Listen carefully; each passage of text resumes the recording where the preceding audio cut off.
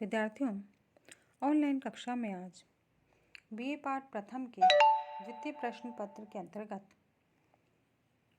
हमारा जो विषय है वो है धातु रूप। विद्यार्थियों, आपके सिलेबस में दो धातुएं दी हैं, भू धातु और एद धातु। इन दोनों धातुओं के 10 लकारों में रूप आपसे पूछे जाएंगे। ये 10 अंक का है। तो विद्यार्थियों, यदि आपको धातुओं के रूप याद होंगे, कंठस्थ होंगे, तो आपको 10 में से 10 नंबर आसानी से मिल जाएंगे। धातु किसे कहते हैं, यहाँ पहले हमें समझना आवश्यक है। धातु यानी होता है क्रिया, और इंग्लिश में कहते हैं वर्ब। तो क्रियाओं के रूप धातु रूप कहलाते हैं। विद्यार्थियों, संस्कृत भाषा में क्रिया कितनी प्रकार की है? ये जो धातुएं हैं ये 3 प्रकार की होती हैं। परस्मैपदी, आत्मनेपदी और उभयपदी। विद्यार्थियों, 3 प्रकार की धातुएं परस्मैपदी यानी दूसरे के अर्थ में, आत्मनेपदी स्वयं के अर्थ में, और उभयपदी जिसमें दोनों ही प्रकार की विशेषताएं, दोनों ही प्रकार के जिसमें रूप चलते हैं। विद्यार्थियों, लकार शब्द जो है यह काल को कहता है। काल यानी होता है टेंस, लकार यानी काल। तो धातुओं के जो रूप हैं ये कालों के अंतर्गत चलते हैं। संस्कृत भाषा में जितनी भी धातुएं हैं उन सभी धातुओं को 10 भागों में बांटा गया है, और ये 10 भागों में जो विभक्तिकरण है ये कहलाता है गण। इसे हम क्या कहते हैं? गण। यानी संस्कृत में धातुओं के 10 गण होते हैं। विद्यार्थियों, समान विशेषताएं रखने वाली धातुओं को एक ही प्रकार के गण में रखा गया है। कहने का तात्पर्य है जिनकी मिली जुली विशेषताएं हैं वो एक ही गण के अंतर्गत आती हैं। विद्यार्थियों, बात करते हम लकार की। तो संस्कृत भाषा में लकार कितने होते हैं? संस्कृत भाषा में लकार 10 होते हैं।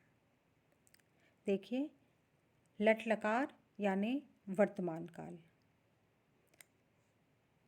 लोट लकार यानी आज्ञार्थक काल, लंग लकार भूतकाल यानी अद्यतन लंग लकार, विधिलिंग लकार यानी आज्ञा अथवा चाहिए अर्थ में प्रयुक्त होने वाला लकार, लिट लकार भविष्यत काल, लुट लकार भविष्यत काल या अद्यतन भविष्यत काल, आशीर्लिंग आशीर्वाद अर्थ में प्रयुक्त होता है, लिंग लकार यानी हेतु या हेतुमत भविष्यत काल, लिट लकार परोक्ष भूतकाल, और लुंग लकार यानी सामान्य भूतकाल।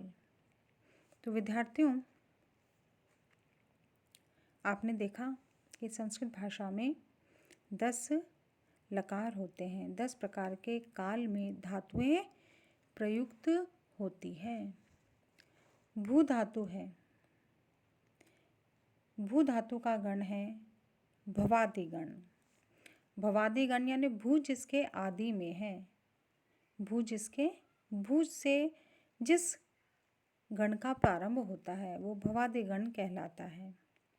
भू का अर्थ है होना। विद्यार्थियों, भू का अर्थ होता है होना, अस्तित्व में होना। तो भवादिगण की सबसे पहली धातु है भू धातु, और भू धातु के रूप आप देख रहे हैं।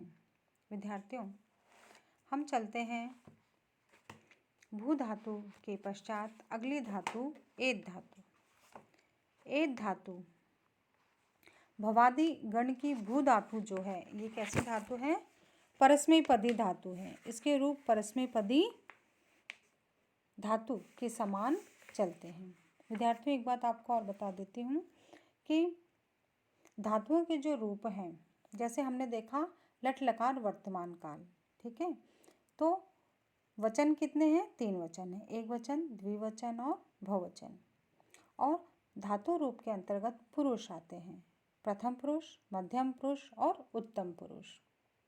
तो 3 गुणा 3 कितने हो गए? 9। यानी एक लकार में एक धातु के 9 रूप बनेंगे। जैसे लट लकार में हम देखते हैं भू धातु के लिए भवती, भवतः, भवन्ति, भवसि, भवथः, भवत्, भवामि, भवावः, भवामः।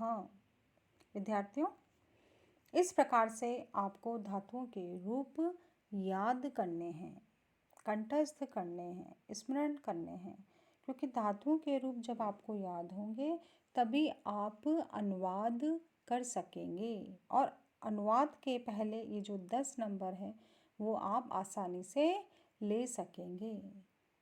विद्यार्थियों अब हम चलते हैं अगली धातु, और अगली धातु है एद धातु। एद धातु जो है, एद धातु आत्मनेपदी धातु है।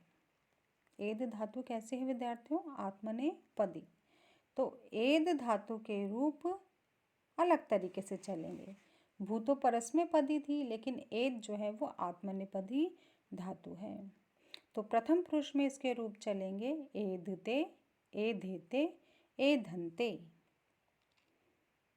लट लकार प्रथम पुरुष।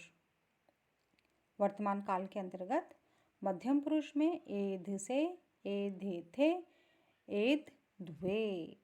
और उत्तम पुरुष में एधे, एदावहे, एदामहे। विद्यार्थियों इस प्रकार से हमें इन 2 धातुओं के सभी लकारों में रूपों को याद करना है।